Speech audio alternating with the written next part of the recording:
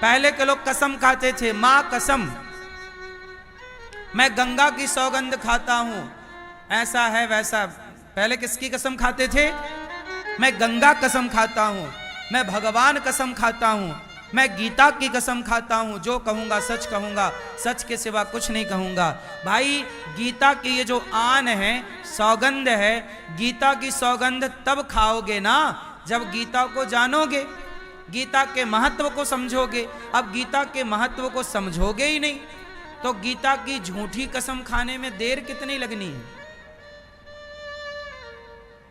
मां कसम, भाई मां की महिमा को जानोगे तब तो मां की आन का सम्मान रखोगे, गीता को जानोगे तब तो गीता का सम्मान करोगे। कसम खा लेने से क्या होगा?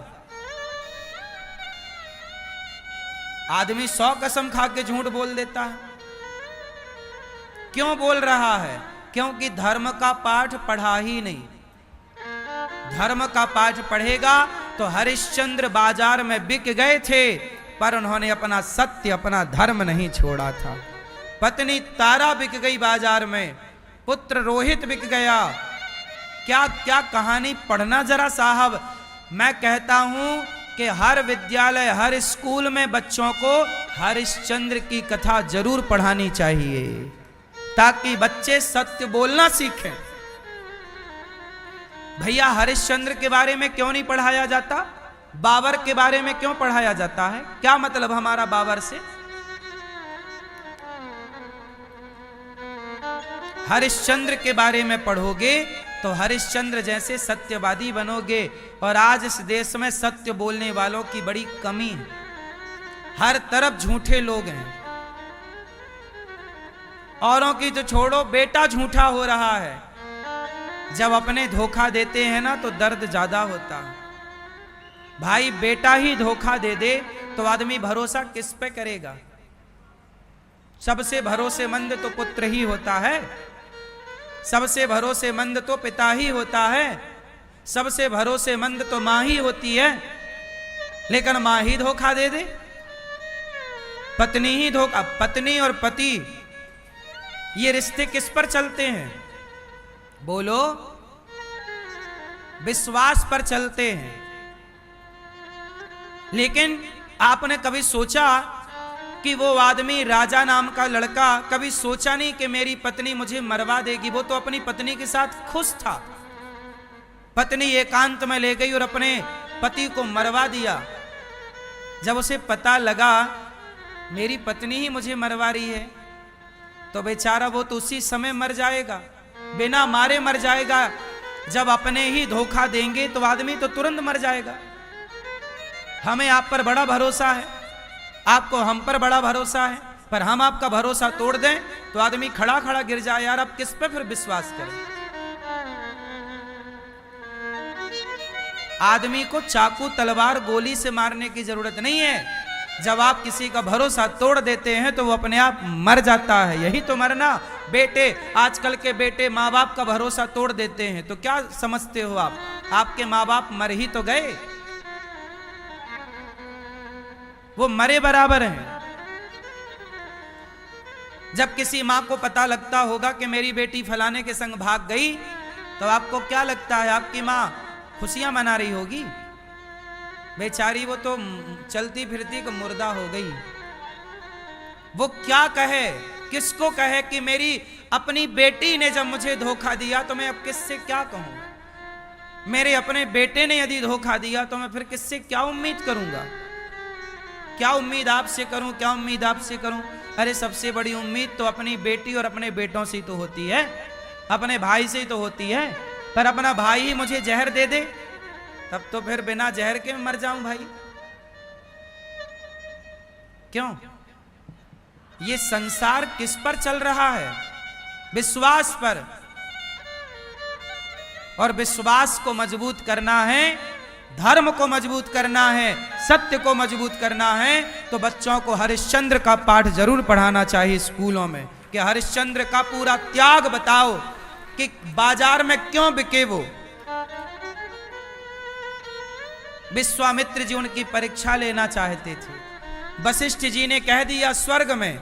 एक बार स्वर्ग में मीटिंग हुई तो सारे ऋषि आए, कश्यपोत्री विश्वामित्रोथ गौतम जमदग्नि भरद्वाज, ये सारे ऋषि आए। कश्यपोत्री वशिष्ठस्य विश्वामित्रोथ गौतम, कश्यपत्री विश्वामित्र वशिष्ठ जमदग्नि भारद्वाज, ये सब ऋषि स्वर्ग में पहुंचे। वहां पर विश्वामित्र और वशिष्ठ जी भी आए। तो वहां स्वर्ग में एक प्रश्न खड़ा हुआ देवताओं के सामने, बताओ धरती में सबसे बड़ा धर्मात्मा कौन है? तो गुरु वशिष्ठ जी ने कहा कि इस समय पूरे धरती में मृत्यु लोक में सबसे बड़ा धर्मात्मा और सत्यवादी कोई है तो राजा हरिश्चंद्र है। किसने बोला ये बात? वशिष्ठ जी ने बोला। किसने बोली ये बात? कहां बोली? स्वर्ग लोक में मनुष्य लोक के मनुष्यों का प्रशंसा चल रही है, बड़ाई तारीफ के धर्म देवताओं के पास भी इतना बड़ा धर्म नहीं है जितना धर्म राजा हरिश्चंद्र के पास। राजा हरिश्चंद्र बहुत बड़े धर्मात्मा हैं, बहुत बड़े सत्यवादी हैं। अच्छा, विश्वामित्र जी को लगा कि मैं परीक्षा लेकर देखूंगा, तो विश्वामित्र जी परीक्षा लेने आए। अब देखो परीक्षा कितनी टेढ़ी होती है। आप लोग कहते हो ना गुरुजी हम तो सत्य पर धर्म पर चल रहे हैं, भगवान बड़ी परीक्षा ले रहे हैं। अरे भैया सत्य पर चलोगे तभी तो परीक्षाएं होंगी, और परीक्षा के बाद ये निष्कर्ष निकलेगा कि आप धर्म पर चलते हैं, परिस्थितियां कैसी भी हों पर आप धर्म नहीं छोड़ते। यही तो परीक्षा है। इसलिए अपने धर्म पर अडिग रहो, चुनौतियां आएंगी। अब विश्वामित्र जी ने कहा कि मैं हरिश्चंद्र की परीक्षा लूंगा। अब विश्वामित्र जी आए हरिश्चंद्र के पास। हरिश्चंद्र अयोध्या के राजा थे। ये हरिश्चंद्र कौन है बता दूं? भगवान राम के पूर्वज। भगवान राम के कौन है ये? इन्हीं हरिश्चंद्र के वंश में आगे चल के भगवान राम का जन्म हुआ, प्रकट हुए। ये राम के पूर्वज हैं हरिश्चंद्र। तो हरिश्चंद्र के पास विश्वामित्र जी आए। तो विश्वामित्र जी ने कहा कि हरिश्चंद्र मुझे यज्ञ करना है, मुझे कुछ धन चाहिए। तो हरिश्चंद्र ने कहा गुरुदेव आप आज्ञा करिए, कितना धन चाहिए? बोले बस इतना धन चाहिए कि मेरा यज्ञ संपन्न हो जाए, मेरा यज्ञ संपन्न हो जाए।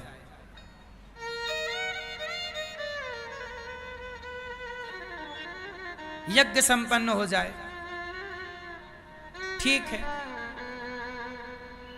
उन्होंने ये कहा कि हाथी पर बैठ करके, देखो उस समय विश्वामित्र जी ने कहा कि मैं हाथी पर बैठ करके सिक्का उछालूंगा, जितने ऊपर तक सिक्का जाएगा, पहले सोने के सिक्का चलते थे, जितना ऊपर सिक्का जाए उतना धन चाहिए, मतलब उतना ऊंचा सोने का ढेर, इतना धन चाहिए मुझे यज्ञ के लिए। तो हरिश्चंद्र बोले ले जाओ। विश्वामित्र जी बोले पर मुझे यज्ञ करने में अभी 1-2 साल का टाइम लगेगा, पर मैं इतना धन कहां रखूंगा, इसलिए हरिश्चंद्र ऐसा करो कि मेरा धन तुम संभालो, मतलब मेरा धन अभी तुम अपने पास रखो, आपने मुझे दे दिया पर जब जरूरत पड़ेगी तो मैं आपसे अपना धन ले लूंगा। विश्वामित्र जी चले गए। अब विश्वामित्र जी ने रची माया, क्योंकि परीक्षा लेनी थी हरिश्चंद्र की, तो विश्वामित्र जी ने रची माया, अपनी माया से एक कन्या को प्रकट किया, सुंदर सी लड़की, जवान।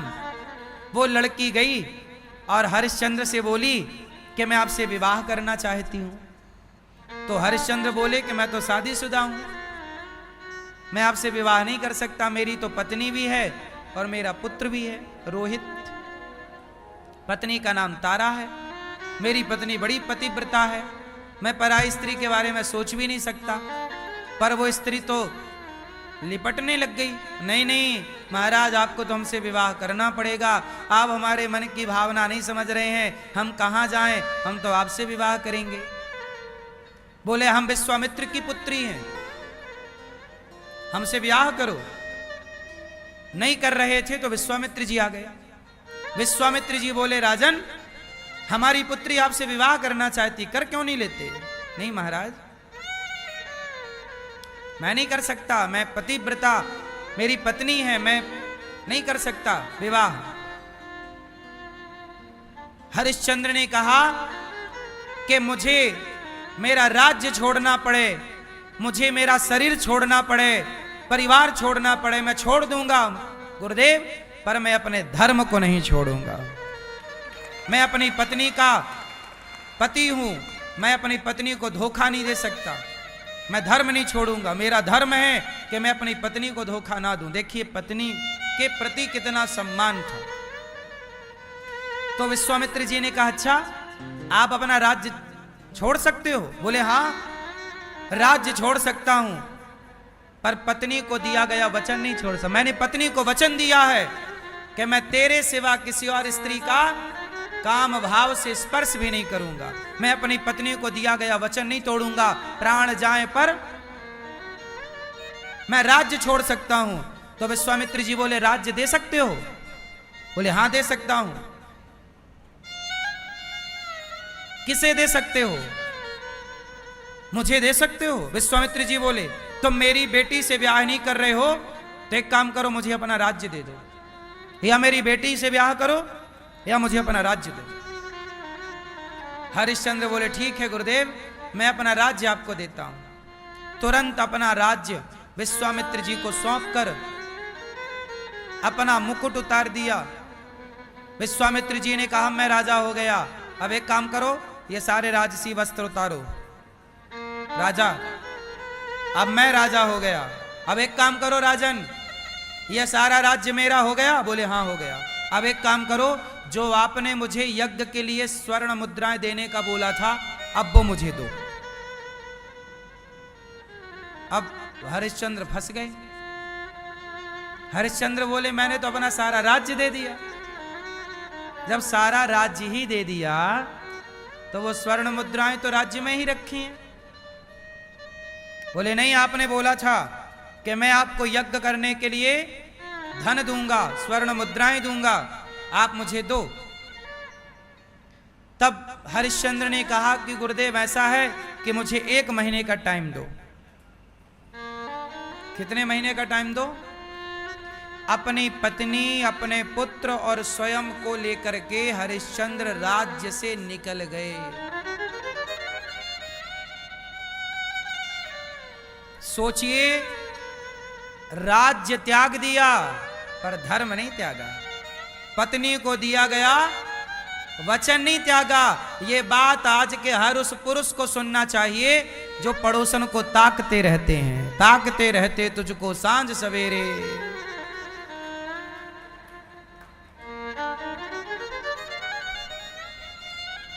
ये कथाएं आपको धर्मात्मा बनाएंगी, लेकिन इन कथाओं को आजकल कोई नहीं पढ़ रहा है। देखो धर्म कैसा है। राज्य त्याग दिया, इतना वैभव संपन्न राज्य था हरिश्चंद्र जी का, पर किसके लिए त्याग दिया? वचन के लिए। और पत्नी ही तो मिल रही थी, दूसरा ब्याह कर लेते, राजा थे, 2-4 ब्याह कर लेते तो बुराई क्या थी? नहीं, पत्नी को वचन दिया है, छोड़ेंगे नहीं। और आप लोग अपनी एक पत्नी को वचन देते हो और वो मर जाए तो दूसरी जिंदाबाद, दूसरी ले आते हो। आज का आदमी, कुछ लोग झूठे हैं। हरिश्चंद्र चले बाजार की तरफ। इतना धन कैसे मिलता, कहां से कमाते? काशी पहुंच गए। अयोध्या से निकले, कहां पहुंचे? कहां पहुंचे? काशी। काशी विश्वनाथ। काशी में पहुंचे तो महीना गुजरने में मात्र 1 दिन बचा। कोई काम नहीं, कोई पैसों का जुगाड़ नहीं। विश्वामित्र जी आ गए, चलो मेरा धन दो। बोले महाराज 1 दिन का टाइम और है। पत्नी तारा बोली कि प्राणनाथ ऐसा करिए कि आप मुझे बाजार में बेच दीजिए। हरिश्चंद्र बोले, देवी तुम जैसी पतिव्रता को क्या बाजार में बेच दूं, ये सही है? महाराज मैं किसी की दासी बनकर रह लूंगी, पर आपका धर्म बच जाए ये बड़ी बात। पहले के जमाने में लोग भी खरीदे और बेचे जाते थे, पता है, दासी के रूप में। मतलब आप मेरे घर का काम धाम करेंगे, मैं आपके घर का काम करूं, और इसका एक हिसाब हो जाता था कि एक पैसा दे दिया जाए, और उससे तो राजा हरिश्चंद्र ने बाजार में बोली लगाई, है कोई पत्नी को खरीदने वाला? तब वहां पर स्वयं भगवान शंकर और माता पार्वती, भगवान शंकर एक ब्राह्मण का रूप बनाते हैं और ब्राह्मण बन करके आते हैं और राजा हरिश्चंद्र की पत्नी को खरीदते हैं। कितना कितना धन? बोले इतना। तो बोले इतना तो मैं नहीं दे सकता। तो अच्छा आप कितना दे सकते? बोले इसका आधा दे सकता। तो पत्नी बोली, प्राणनाथ मैं आपका आधा धर्म बचा सकती हूं, अपने आपको बेचकर, तो मुझे बेच दो। साक्षात भगवान शंकर ने एक ब्राह्मण का रूप बनाया और हरिश्चंद्र की पत्नी को खरीद कर, तो रोहित भी रोने लग गया। बच्चा था 5 साल का। माँ मुझे छोड़कर कहाँ जा रही हो माँ? तब पंडित जी बोले, इस बच्चे का भी मैं थोड़ा धन दे देता हूँ, इसको भी खरीद लो। खरीद लिया बच्चे रोहित को। अब तारा और रोहित दोनों चले। पंडित जी की पत्नी पंडितानी, वो पंडितानी वैसे और कोई थी नहीं, साक्षात माता पार्वती थी। पर तारा की परीक्षा लेनी थी तो माता पार्वती ने बड़ा कड़ा व्यवहार रखा। परीक्षा तो कड़ी होती है, कठिन होती है। अब तारा को खरीद लिया, बड़ा काम कराएं, कुएं से पानी, दिन भर काम कराएं, तो खाने को बची खुची जूठन दें, पर तारा खुश थी। आज महीने का अंतिम दिवस था। विश्वामित्र जी आ गए कि चलो मेरा धन दो। बोले आधा ये है, आधे की व्यवस्था करता हूं। अपने को बेच दिया बाजार में। तब यमराज आ गए। यमराज डोम का रूप बनाकर आए, शमशान के मालिक बनकर। बोले तुम मेरे शमशान में काम करोगे? हाँ करूंगा, मुझे इतना धन चाहिए। डोम ने दे दिया। हरिश्चंद्र ने पत्नी को, पुत्र को, स्वयं को बाजार में बेचा और अपना ऋण चुकाया। और आप लोग, कुछ लोग ऐसे हैं कि किसी का पैसा ले लेते हो तो चुकाने का नाम नहीं लेते हो। यदि किसी का पैसा खा के मरोगे तो याद रखना इस बात को, अगले जन्म में उसके घर का कुत्ता बन के तुम्हें चुकाना पड़ेगा। चुकाना तो तुम्हारे बाप को पड़ेगा। ईश्वर की अदालत में कोई बचा नहीं।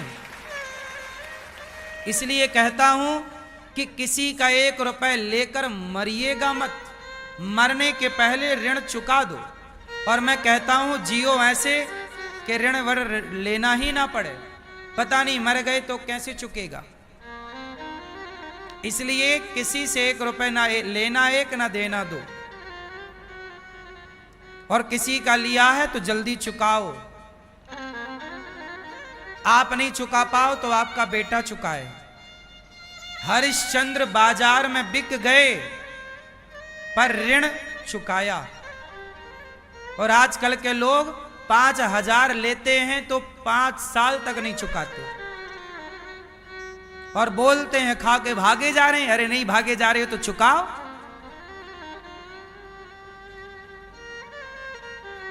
पैसा किसी का खा के मत मरिएगा। आप लोगों ने किसी से लिया तो नहीं?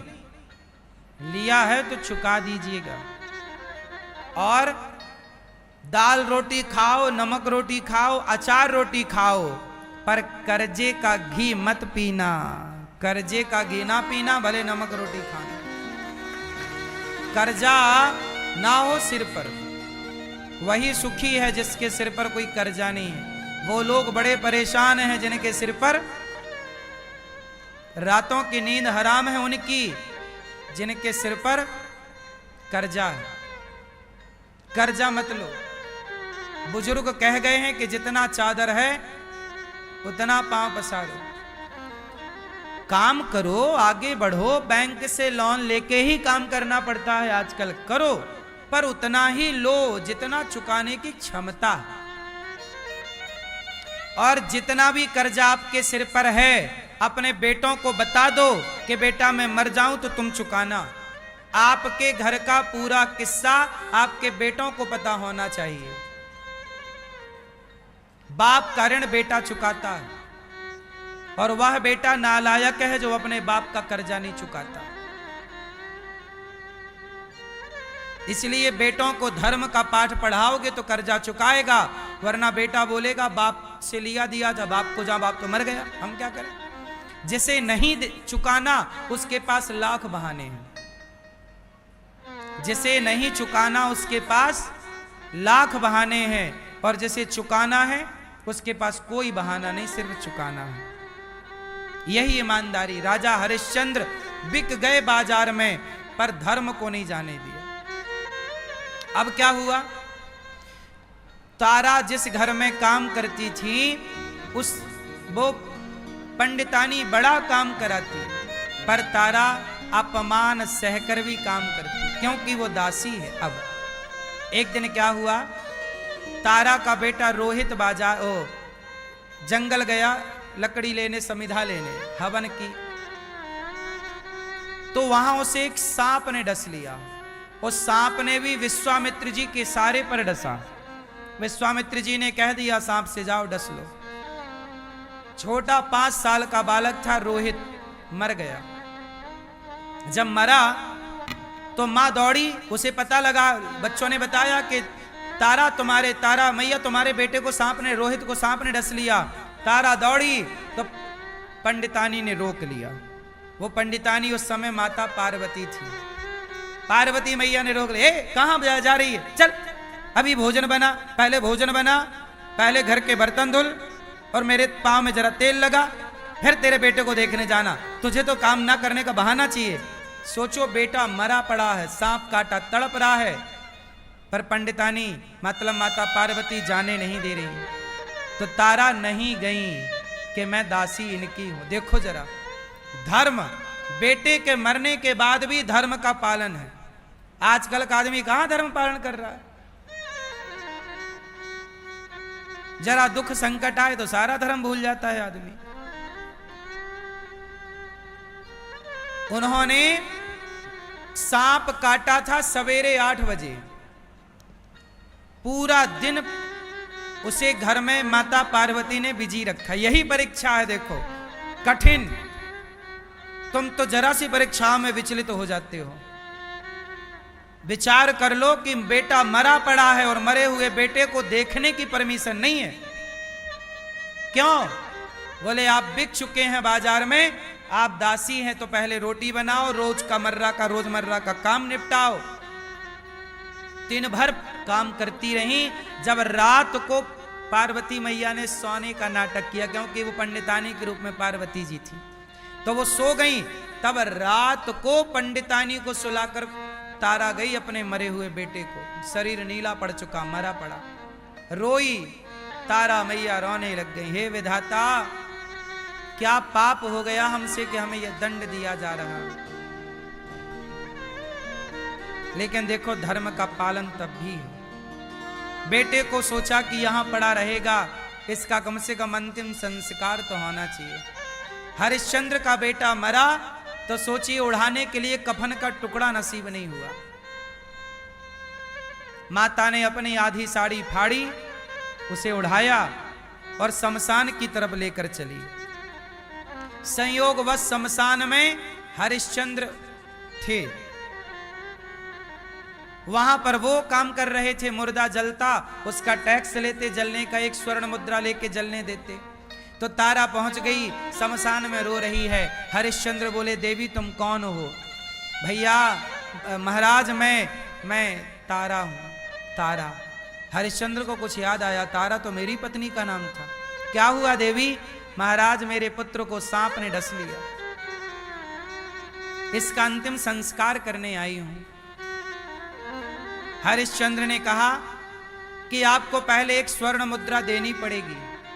इस शमशान का नियम है कि जो मुर्दा जलेगा पहले उसे एक स्वर्ण मुद्रा देनी पड़ेगी, क्या तुम दोगी? बोले मेरे पास तो कुछ नहीं है। तो जाओ अपनी मालकिन से मांग कर लाओ। मालकिन के पास चली मांगने कि बेटा मर गया है तो एक स्वर्ण मुद्रा दोगी तो उसका अंतिम संस्कार होगा, नहीं तो नहीं होगा। और ये मांग कौन रहा है? हरिश्चंद्र। सोचिए कि बाप तारा पहचान गई कि महाराज आप, महाराज हरिश्चंद्र पहचान गए कि तारा तुम, क्या हुआ रोहित को? बोले सांप ने डस लिया। हरिश्चंद्र रोए पर करें क्या? पुत्र चला गया, किसके कारण? धर्म का पालन करने के कारण। लेकिन देखिए पुत्र से भी ऊपर धर्म है। अब बेटा मरा पड़ा है और बाप कह रहा कि पहले टैक्स लाओ, क्योंकि मैं मालिक का नौकर हूं और उसका नियम है कि यहां टैक्स लगेगा, एक स्वर्ण मुद्रा, तब जाके जलने देंगे। आपको लगे कि कैसा निर्दयी बाप है, निर्दयी नहीं है, यही धर्म है साहब। धर्म इतना भी तो आसान नहीं है। धर्म इतना ही आसान होता तो सब ना धर्म का पालन करते।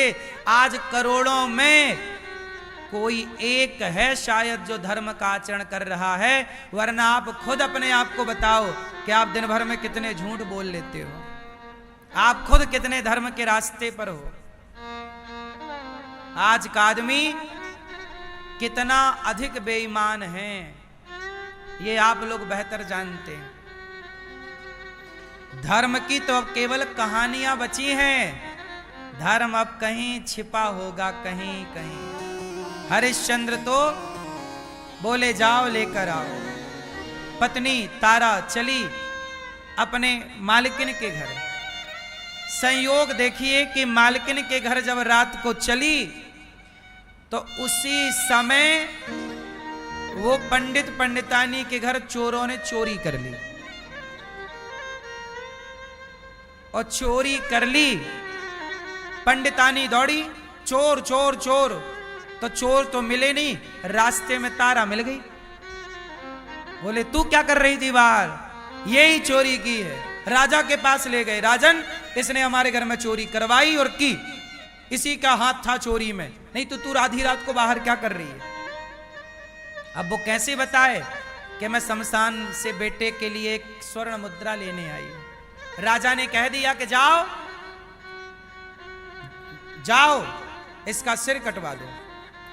तारा को सेना ने बांध लिया और सेना का राजा का जो डोम था, डोम से कहा, डोम मतलब जल्लाद, जल्लाद ना फांसी रस्सी चढ़ा के वो खींचो, उसे जल्लाद कहते हैं। जल्लाद को राजा ने आदेश दिया जाओ इस महिला ने चोरी की है, हमारे राज्य में जाओ इसका सिर काटो। तो जल्लाद उस महिला को ले गया शमशान। शमशान में कौन था? हरिश्चंद्र, और डोम का दास था हरिश्चंद्र। तो डोम ने हरिश्चंद्र को तलवार दे दिया, बोले लो राजा ने आदेश दिया है कि इसका सिर काट दो। ये रहा तलवार, रही ये महिला की गर्दन उड़ा दो। अब हरिश्चंद्र के हाथ में तलवार है और सामने है पत्नी, वो पत्नी पतिव्रता नारी जो अपने पति के लिए बाजार में बिक गई, जिन्होंने किसी भी परिस्थिति में धर्म को नहीं छोड़ा। लेकिन देखो कितनी घोर कठिन परीक्षा ली जा रही है। छोटा व्यक्ति हो तो छोटी परीक्षा होती है। हरिश्चंद्र की इतनी कठिन परीक्षा थी कि युगों युगों के बाद भी उनका नाम अमर है। परीक्षा बढ़ी तो नाम बढ़ा, परीक्षा बढ़ी तो आप कितनी बड़ी परीक्षा देने को तैयार हैं? जितनी बड़ी परीक्षा देंगे उतने लंबे समय तक आपका नाम इतिहास याद करेगा। हरिश्चंद्र को तलवार दी गई, तारा ने, अब देखो एक तरफ बेटा रोहित मरा पड़ा है और दूसरी तरफ पत्नी की गर्दन पे तलवार चलानी है। और मालिक का आदेश है, जिसने मुझे खरीदा है उसकी आज्ञा तोड़ नहीं सकते। पत्नी ने कहा प्राणनाथ अपने धर्म का पालन कीजिए, अपने हाथ को कांपने मत दीजिए। पत्नी ने सिर झुका लिया गर्दन काटने के लिए एक लकड़ी का वो होता था, जहां छोटा सा गर्दन के आकार का गोलाई होती थी, उसमें ऐसे गर्दन रखी जाती थी और फिर उसे काटा जाता था। ये मृत्यु दंड किसी को हो तो ऐसे ही होता था। तो इनको मृत्यु दंड मिला राजा की तरफ से, और राजा का आदेश सिरोधार्य। तलवार उठाई हरिश्चंद्र ने, और पत्नी ने सिर झुका के खड़ी हो गई, और गर्दन काटने जैसी हरिश्चंद्र तलवार उठाए कि पत्नी जाए पुत्र जाए, मैं भी जाऊं तो जाऊं, पर मेरा धर्म नहीं जाना चाहिए। क्या प्यार था धर्म से। इसलिए हमारे देश में मुगल आए, अंग्रेज आए, तो हमारे हिंदू मर गए, गर्दनें कटवा ली, पर उन्होंने धर्म को नहीं छोड़ा। और आजकल के कुछ लोग 1000, 5000, 10,000 रुपया में अपना धर्म बदल लेते हैं, धर्म परिवर्तन कर लेते हैं। ये देश उन हरिश्चंद्र का देश है जो बाजार में बिक सकते हैं, पर धर्म स्वधर्मे निधनम श्रेयः, पर धर्मो भयावह, मर जाएंगे, धर्म नहीं छोड़ेंगे। गुरु गोविंद सिंह जी के 2 बच्चे बाजार दीवार में जिंदा चुनवा दिए गए, बेचारे शहीद हो गए, पर उन बच्चों ने धर्म नहीं छोड़ा, जबकि उनकी आयु 5-7 वर्ष की थी। ये है धर्म मेरी माता। मृत्यु बहुत छोटी चीज है, धर्म बहुत बड़ी चीज है। बोलो हां, कौन बड़ा है? धर्म बड़ा। धर्म ना जाए, प्राण जाए, पर धर्म ना जाए। राजा हरिश्चंद्र ने तलवार उठाई और अपने पत्नी के गर्दन पर जो चलानी चाहिए, अब विश्वामित्र जी परीक्षा ले रहे थे, पकड़ लिया हाथ हरिश्चंद्र का। बस करो हरिश्चंद्र, बस करो।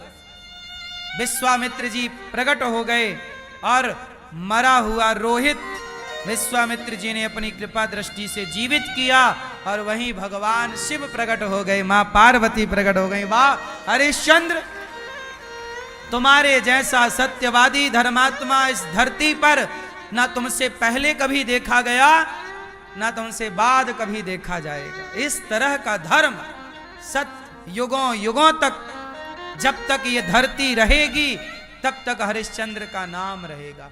इसलिए मेरी माँ अपने बेटों को धर्मात्मा बनाना चाहती हो, पैसे वाला बनाना चाहती हो, तो पैसे वाला तो देखो कोई भी बन सकता है। आप अपना शरीर बेचना शुरू कर दो, पैसे वाले आप तुरंत बन जाओगे।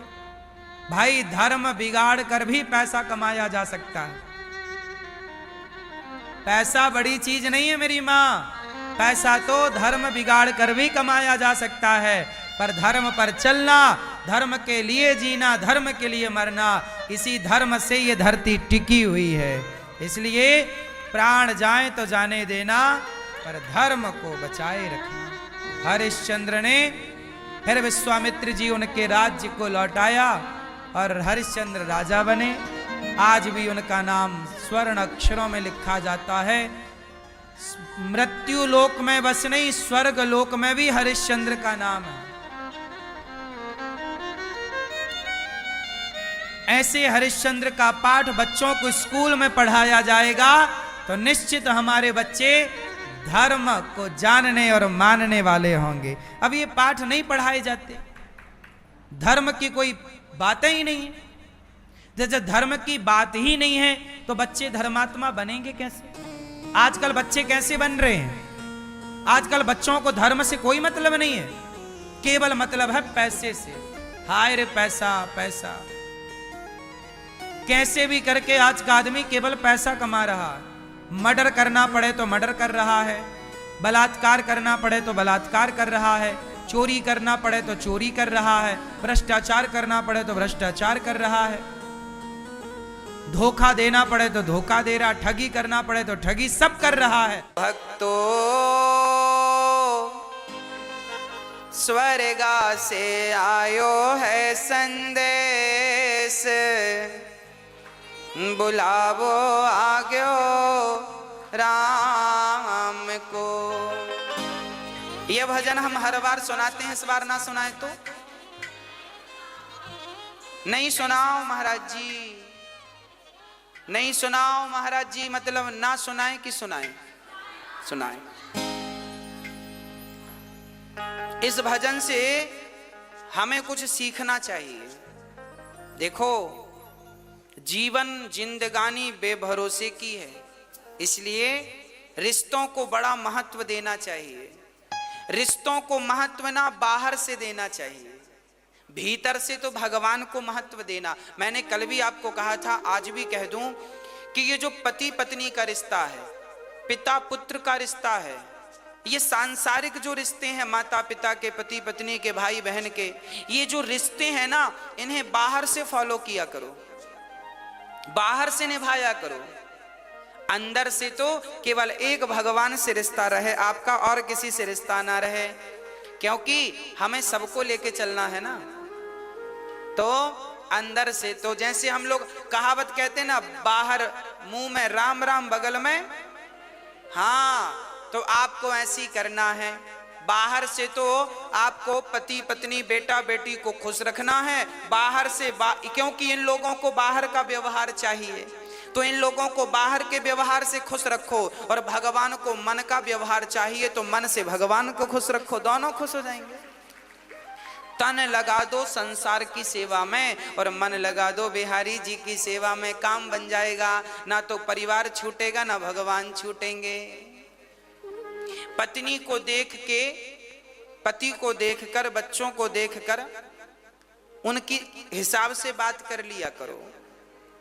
आपके पति को आपकी जरूरत थोड़ी है, आपके पति को तो आपके तन की जरूरत है, पत्नी को भी तन की जरूरत है, पुत्र को भी तन की जरूरत है। अरे शरीर की ही तो सबको जरूरत पड़ती है। हाँ, शरीर की ही जरूरतें हैं। बेटा भी चाहता है कि पिताजी कमाएं और कमा के हमारे नाम करें, तो तन की जरूरत तो पिता को भी है, हाँ या ना? तन से ही कमाएगा ना आदमी। तो सच्ची बात कहूं, लोग तन की ही चाहत रखते हैं, तो तन उनको समर्पित कर दो संसार के लोगों को, और भगवान को तन की बिल्कुल जरूरत नहीं है। तो मन बढ़िया सा बना के ठाकुर जी के चरणों में मन से भजो। तन संसार के लिए, मन बिहारी जी के लिए, बस काम बन गया। अब कोई झंझट नहीं, दोनों ट्रैक अलग अलग, काम करते रहना और भगवान का नाम जपते रहना। पति, अब देखो आप लोग पत्नियां हैं, आप सवेरे से माला लेकर बैठ गई तो पति का पारा चढ़ जाएगा। पानी को नहीं पूछा, माला जप रही है। हाँ, होते हैं कुछ पति ऐसे। तो आप ऐसा मत किया करो, आप माला ऐसे ना जपा करो बैठ के। आप पति का काम करते करते, पानी पिलाते पिलाते, चाय बनाते बनाते, पति के कपड़े साफ करते करते, घर के झाड़ू पोंछा करते करते आप अपनी माला पूरा कर लिया करो। चलते फिरते नाम जपते रहो, तो पति भी खुश और भगवान भी खुश। आपका पति कहे पूजा पाठ मत किया करो, तो कह दो हाँ हाँ नहीं करेंगे, अच्छी बात है, हम तो आपकी गुलाम हैं, आपकी दासी हैं, हम नहीं करेंगी। तो आप बाहर से पति को खुश रखो और अंदर से राम राम चलने दो। क्या फर्क पड़ता है? भगवान फॉर्मेलिटी नहीं चाहते, तुम भगवान को जल चढ़ाओ तो ही भगवान खुश होंगे, ऐसा नहीं है। भगवान इस जल से खुश नहीं होते। आप तो बड़े भाव से भीतर से ही भगवान को केवल भज लो, भगवान का नाम जप लो, और भाव यही बना रहे कि मैं तो बिहारी जी के चरणों में हूं, बस इतना ही याद रखो। बस भगवान के चरणों में हूं, इतना ही याद, ज्यादा याद भी नहीं रखना। कि भक्तो स्वर्गा से आयो है संदेश, बुलावो आग्यो राम को, बुलावो आग्यो राम को। ओ भक्तो स्वर्गा से आयो है संदेश, बुलावो आग्यो राम को। भक्तो स्वर्गा से आयो है संदेश, बुलाओ आग्यो राम को। भक्तो स्वर्गा से आयो है संदेश, को। भक्तों स्वर्ग से आयो है संदेश, बुलाओ आजो राम को। 1 मिनट की मोहलत दे दो, करूं बेटा से बात। 1 मिनट की मोहलत दे दो, करो बेटा से बात। ओ 1 मिनट की मोहलत दे दो, करूं बेटा से बात। 1 मिनट की मोहलत दे दो, करो बेटा से बात। एक पिताजी जब मरते हैं ना तो यमराज जी से रोक करके कहा, यमराज जी 1 मिनट का हमें वक्त दो, हम अपने बेटों से कुछ कहना चाहते हैं। क्या कहना चाहते हो? एक पिता ने बेटों से कहा कि भाई भाई प्रेम से रहना, तुम भाई भाई प्रेम से रहना, जाना है सबको उसके पास, बुलावो आग्यो राम को। भाई भाई प्रेम से रहना, जाना है सबको उसके पास, बुलाओ आजो राम को। भाई भाई को कैसे रहना है? प्रेम से रहना है। पर आज का भाई लालची हो गया है। आज के भाई ऐसे हैं कि भाई भाई झगड़ा कर लेते हैं और छोटा भाई बड़े भाई के घर भी नहीं जाता, बड़े भाई छोटे भाई के घर नहीं जाते। भाई भाई का बैर चल रहा है। आज कलयुग के ऐसे भाई हैं, भाई को भी देखना पसंद नहीं करते। अरे भाई, लोग अमरनाथ की यात्रा करने जाते हैं, वैष्णव माता की यात्रा करने जाते हैं, उतनी लंबी लंबी चढ़ाइयां लोग चढ़ते हैं, पर अपने रूठे भाई के घर जाकर कान पकड़ करके सॉरी नहीं कह पाते। बताओ कैसे देवी देवता प्रसन्न होंगे? अच्छा ये बताओ, आप लोग अपने भाई के घर जाते हो कि नहीं? हाँ, पुरुषों से पूछ रहे हैं हम। माताएं तो खूब जाती हैं अपने भाइयों के घर।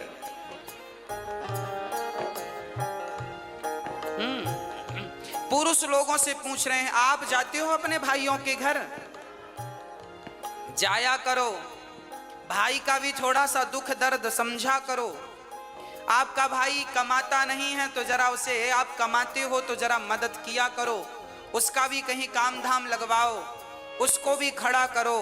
परिवार को ही परिवार का सपोर्ट करना चाहिए। जब आप ही नहीं करेंगे तो गैर क्या करेंगे, दूसरे क्या करेंगे? इसलिए भाई इसलिए तो होता है कि वो कभी मुसीबत में दूसरे भाई के काम आ सके। इसलिए भाई भाई में प्रेम जरूरी है। कैसा प्रेम? राम और भरत की तरह, राम और लक्ष्मण की तरह प्रेम होना चाहिए। राम जी ने प्रेम करके बताया है, देखो भाइयों से कैसा प्रेम किया जाता है। परंतु आज का भाई, हाँ जी, क्या होता है?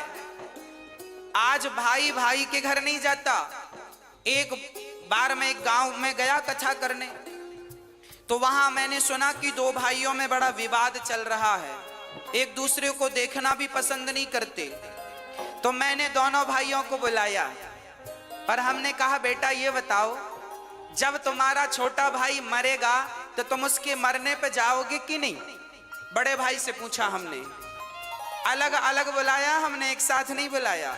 हमने पहले बड़े भाई को बुलाया, हमने कहा छोटा भाई मरेगा। हमने बड़े भाई से कहा कि तुम घर जाओ, बड़े हो, छोटे के घर जाओ, गलती किया है सो भूल जाओ, अब क्या करोगे? नहीं महाराज जी, मैं छोटे भाई के घर नहीं जाऊंगा, मैं उसकी शक्ल नहीं देखूंगा।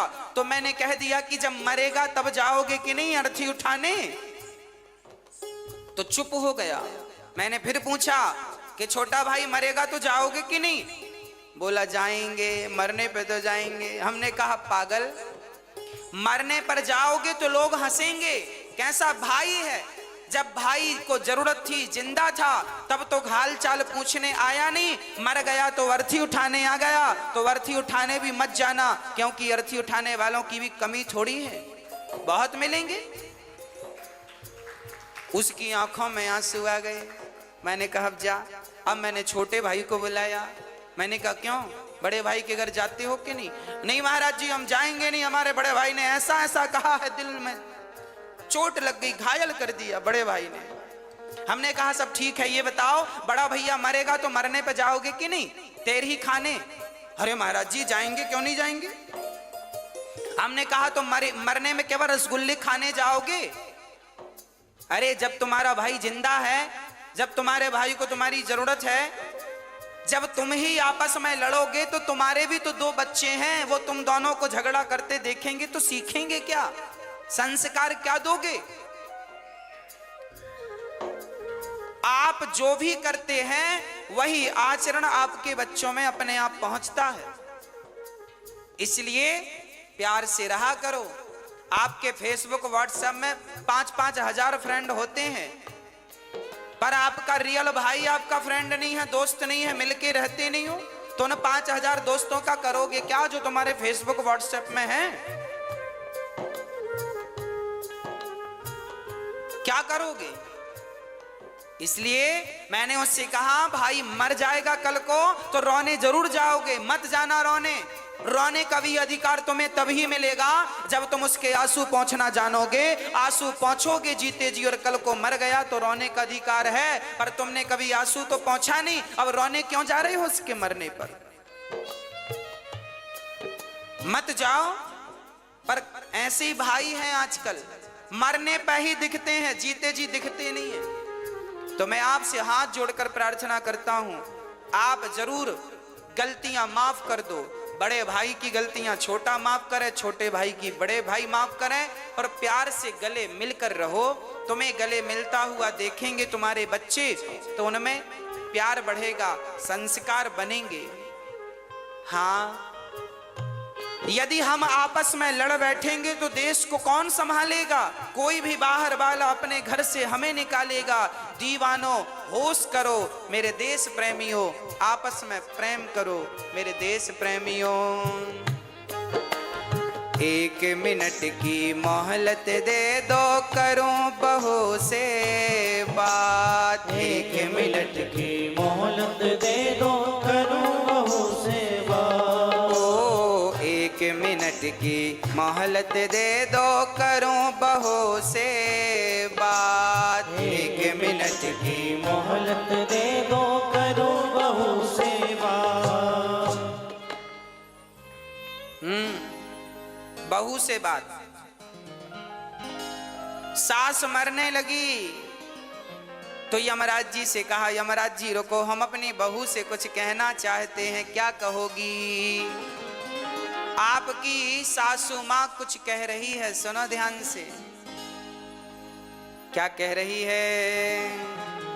1 मिनट की मोहलत दे दो, करूं बहू से बात।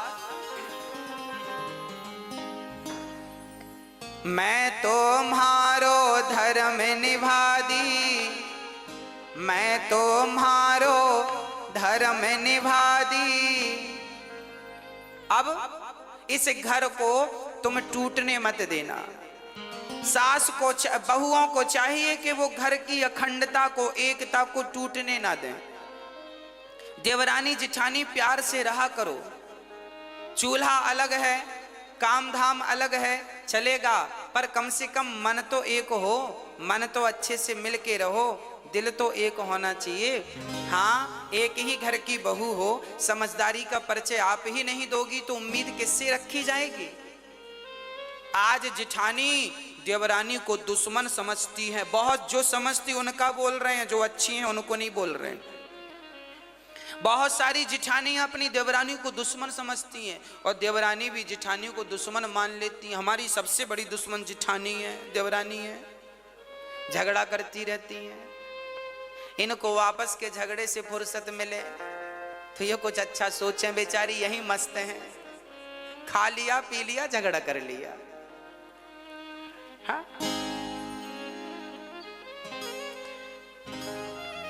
इसलिए प्यार से रहने में ज्यादा सुख है। प्यार से रहने में ज्यादा आनंद है। अरे जीवन, ये जिंदगी क्या है इसे समझो। ये हंसने मुस्कुराने गाने के लिए, आनंदित होने के लिए जीवन दिया भगवान ने।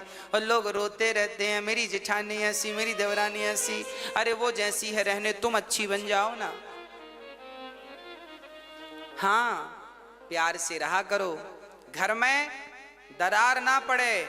एक झाड़ू पूरे कचरे को साफ करती है, पर वह बिखर जाए तो खुद कचरा बन जाती है। आप जिस दिन बिखर जाओगे ना, टूट जाओगे ना, उस दिन आपका ये टूटना ही आपके दुखों का कारण बन जाएगा।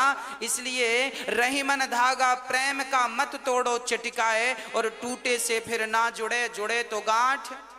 रिश्तों में गांठ नहीं पड़ने दीजिएगा, मेरी प्रार्थना है। और बहुओं से प्रार्थना है, सासुओं की, सासू माओं की बड़ी सेवा किया करो। एक बहू बोली, गुरुजी हमारी सास बड़ा मुंह चलाती है। हमने कहा कोई बात नहीं, मुंह चलाती है तो अपने मुंह से चलाती है कि तुम्हारा किराए से लेके चलाती है?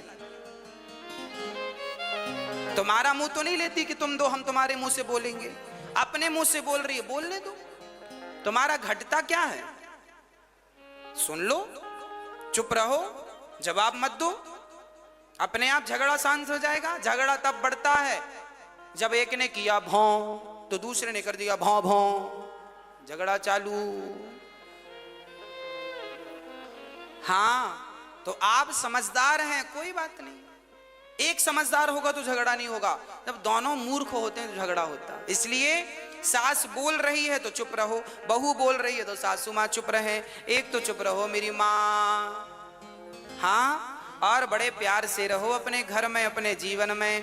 कोई झगड़ा नहीं, कोई लड़ाई नहीं। और माँ की, बूढ़ी बूढ़ी माँ की जरा सेवा किया करो।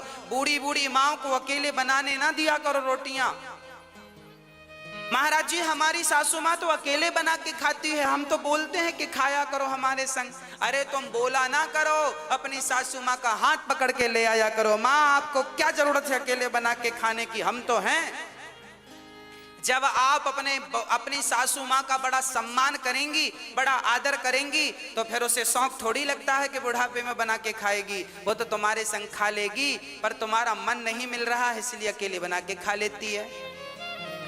हाँ, इसलिए जरा बोला करो सासू माँ से, चलिए पाइए भोजन। लाख गाली दे सासू माँ तो भी आप उनका सम्मान कीजिएगा, क्योंकि वो हमारी माँ हैं।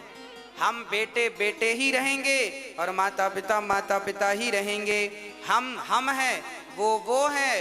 माता पिता भगवान जैसे हैं, हम तो उनकी धूल हैं, तो क्या कहें आगे हम इससे। इसलिए आपसे निवेदन है। अच्छा, बड़ी बहुएं बड़ा ताना मारती हैं।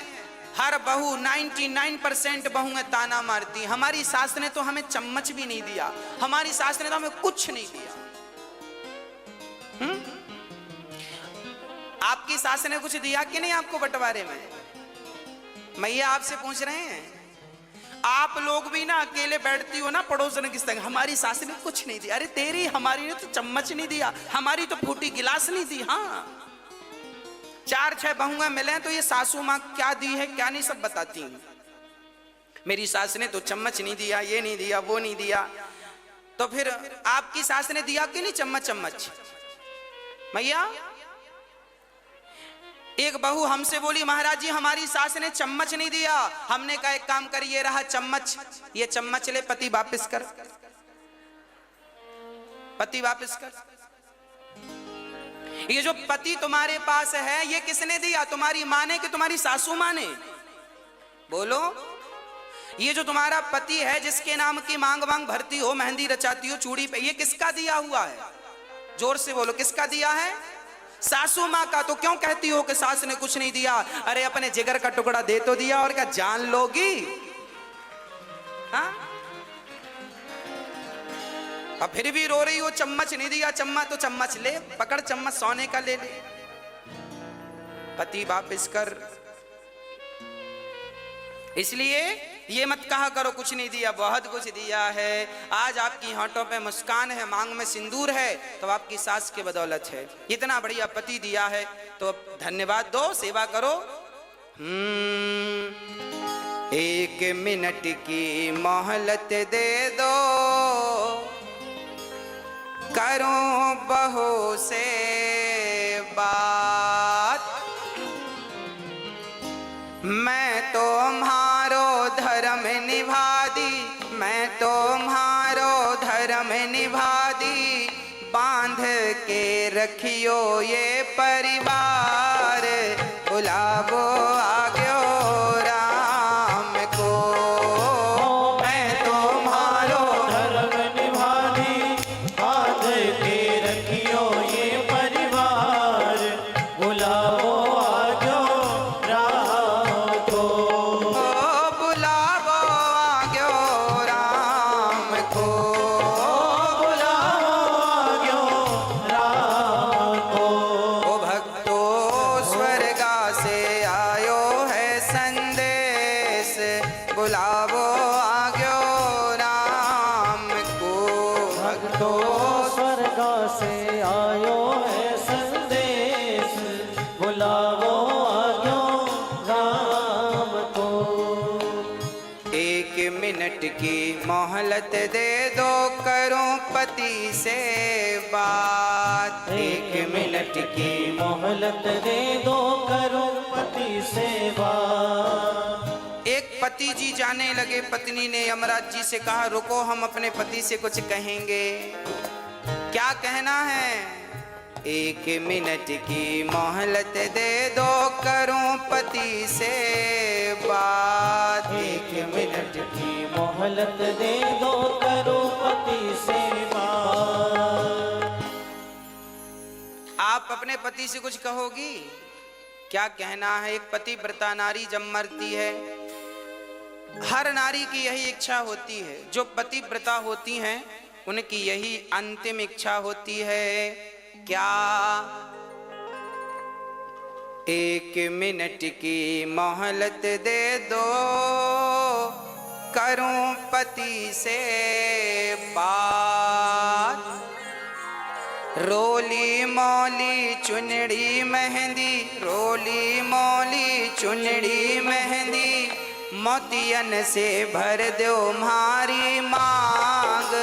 बुलावो आग्यो राम को, रोली मौली चुनरी मेहंदी, मोतियन से भर दो हारी मांग। बुलाओ आजो राम को, बुलावो आग्यो राम को। बुलाओ आजो राम को।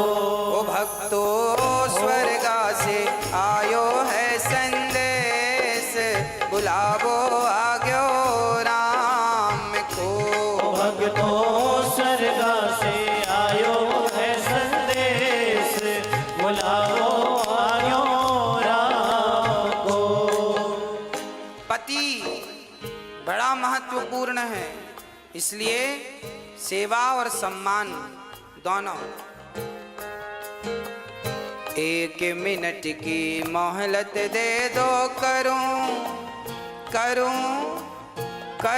कन्हैया से बात। एक मिनट की मोहलत दे दो, करूं कन्हैया से बात। हाँ, एक मिनट की मोहलत दे दो, करूं कन्हैया से बात। एक मिनट की मोहलत दे दो, करूं कन्हैया से बात।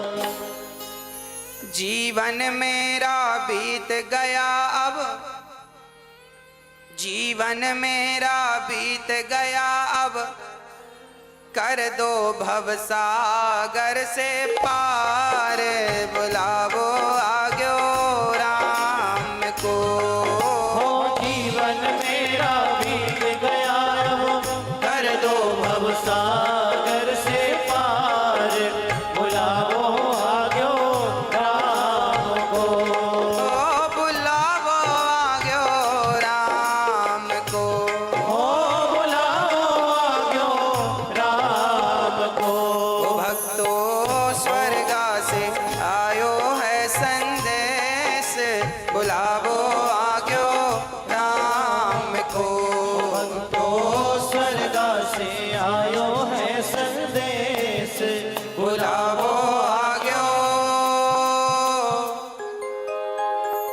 राम को। इसलिए रिश्तों की इज्जत कीजिएगा, रिश्तों को समझिएगा, और सबसे ज्यादा समझदारी बड़ों की है।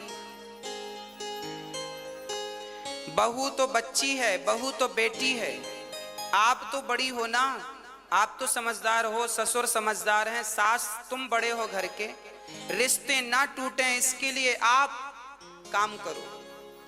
आपकी समझदारी है कि रिश्ते ना टूटें। जिस घर में भाई भाई में झगड़ा होता है, निश्चित उस घर के माता पिता दोषी माने जाते हैं। तुम समझदारी से क्यों नहीं सुलझाए? क्यों नहीं दोनों बच्चों को बिठाकर, दोनों बहुओं को बिठाकर तुमने सुलझाने का प्रयास किया? जब माता पिता पक्षपाती हो जाते हैं ना, तब घर में झगड़ा होता है और घर में महाभारत हो जाता है। इसलिए माता पिता की बड़ी गलतियां होती हैं। आजकल के माता पिता पक्षपाती हो गए हैं। ये इनके 4 बच्चे हैं तो किसी एक बच्चे का तो पक्ष लेंगे, 3 बच्चों का पक्ष नहीं लेते, या 2 बच्चों का पक्ष लेते हैं, 1 का नहीं लेते, या 3 का पक्ष लेते हैं, 1 का नहीं लेते। तो माता पिता, तुमने जब भाई जितने बच्चे हैं सबसे समान प्यार करो, बराबर, सब उसके अधिकारी हैं। आपके पास यदि 10 रुपए हैं और 10 रुपए में आपके 2 बेटे हैं तो 5-5 रुपए के अधिकारी हैं। चलो 3-3 रुपए दो दोनों को, बाकी अपने पास बचा के रखो। पर जब तुम सेवा जो तुम्हारी करे बढ़िया दिल से, उसको देना, पर इतना तो उसको देकर जाओ जिससे उसका गुजारा होए। माँ बाप समझदार होते हैं ना तो झगड़े नहीं होते, सास ससुर समझदार होते हैं तो झगड़े नहीं होते। कई बार हमने देखा है सास ससुर ही लापरवाह होते हैं, माता पिता ही लापरवाह हो जाते हैं, अकड़ अकड़ में रिश्ते खराब हो जाते हैं। कई सासों को हमने देखा है कि बहुओं के साथ बहुत बुरा व्यवहार करती हैं। बहुत सारी बहुएं हैं जो सास के साथ व्यवहार बुरा करती हैं, पर समाज में ऐसी सासें भी पाई जाती हैं जो बहुओं के साथ बुरा व्यवहार करती हैं। ऐसी सासों को भी ठीक होना चाहिए और बहुओं को भी अपने विचार ठीक करने चाहिए, सासों को भी। और रिश्तों में प्रेम हो, बड़ा छोटे का भाव ना हो कि मैं बड़ी महारानी हूं, मैं मालकिन हूं घर की, ना, जो है ठीक है, समझदारी रहे तो फिर झगड़े नहीं है। समझदारी है तो झगड़े नहीं है, और समझदारी नहीं है तो झगड़े हैं। अब जिनके घर में झगड़े हैं, समझ लेना कि इनके घर में समझदारी की कमी है। एक भी समझदार होता तो झगड़ा नहीं होता। इसलिए मैं निवेदन करता हूं, सासुओं को भी समझदार होना है, बहुओं को बेटी की तरह रखना है, और बहुओं को भी समझदार होना है, सासों को भी माँ की तरह प्यार करना है। बस यही आपके घर को स्वर्ग बनाने के फॉर्मूले हैं, सूत्र हैं। आपका ही घर है, या तो तोड़ दो या तो बचा लो। घर तो आपका ही है।